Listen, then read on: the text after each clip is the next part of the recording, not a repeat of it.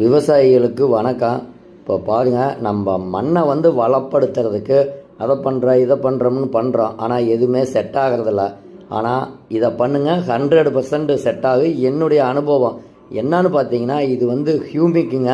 இப்போ பாருங்கள், நம்ம வச்சுருக்கிறது சும்மா ஒரு 100 கிராம் ஹியூமிக் மட்டும்தாங்க. இது பார்த்திங்கன்னா சுத்தமான இயற்கை, 100% இயற்கை.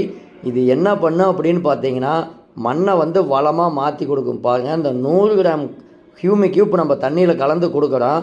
காட்டுக்குள்ளே போகும்போது பார்த்தீங்கன்னா உங்களுடைய மண்ணை பொதுன்னு பண்ணு, மண்ணில் உள்ள சத்த செடிகளுக்கு எடுத்து கொடுக்க, வேர் வளர்ச்சியை தூண்டு, அதிகமாக வேரை வளர வைக்கிறது இது ஒன்று தாங்க. அதை விட ப்ளஸ் பாயிண்ட் என்னன்னு பார்த்தீங்கன்னா, உங்கள் மண் உப்பு மண்ணாக இருக்கலாம், கார் மண்ணாக இருக்கலாம், அமில மண்ணாக இருக்கலாம், இல்லை ஒரு உயிர்த்தன்மையே இல்லாமல் இருக்கலாம். அனைத்தையும் சரி பண்ணி மண்ணில் நுண்ணுயிரி பெருக்கத்தை உண்டு பண்ணி இது நுண்ணுயிரிக்கான உணவாகவும் செயல்பட்டு நமக்கு அத்தனையும் செஞ்சு கொடுக்கு இந்த ஹியூமிக்கு. இதனுடைய பயன்கள் தெரியாதனால தான் மக்கள் பயன்படுத்துறதில்ல. எங்கேயும் அவ்வளோ சீக்கிரம் இந்த மாதிரி ஒரிஜினல் கிடைக்காது.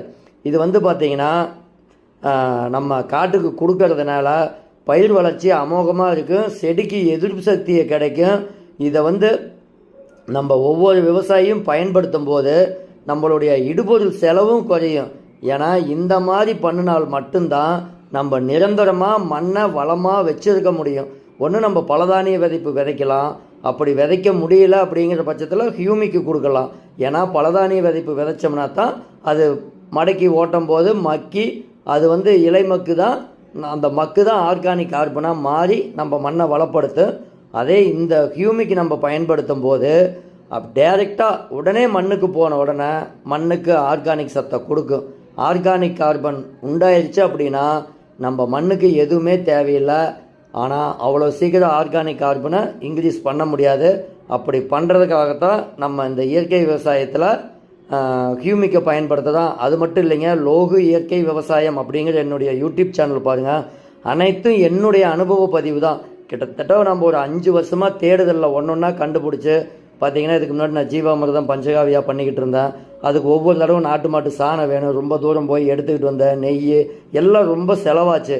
அதற்காகத்தான் நாட்டு மாட்டு சாணத்துலேருந்து நான் பாக்டீரியாவை பிரித்து எடுத்து சாணப்பாசி கரைசல் அப்படின்னு பயன்படுத்துகிறோம். அதை சாணத்துலேருந்து பாக்டீரியாவை பிரித்து எடுத்துட்டோம்னா ஒவ்வொரு தடவை சாணத்துக்கு பதிலாக சர்க்கரையை போட்டு பயன்படுத்திக்கலாம். ஒரு ஏக்கருக்கு 2 கிலோ நாட்டு சர்க்கரை அல்லது குண்டு வெல்லம் இருந்தால் போது நம்ம மண்ணை வளமாக்கிக்கலாம். இது வெயிலே வைக்கலாம் சாணப்பாசி கரிசலாக. அந்த சாணப்பாசி கரிசலை வச்ச மீனமிலம் 10 to 15 நாளையில் தயாரிக்கலாம். என்பிகே தயாரிக்கலாம். வாழைப்பழத்தை வச்சு பொட்டாஸ் தயாரிக்கலாம். இந்த இலைதலைகளை வச்சு நுண்ணூட்டம் தயாரிக்கலாம். இந்த மாதிரி ஒன்றொன்னே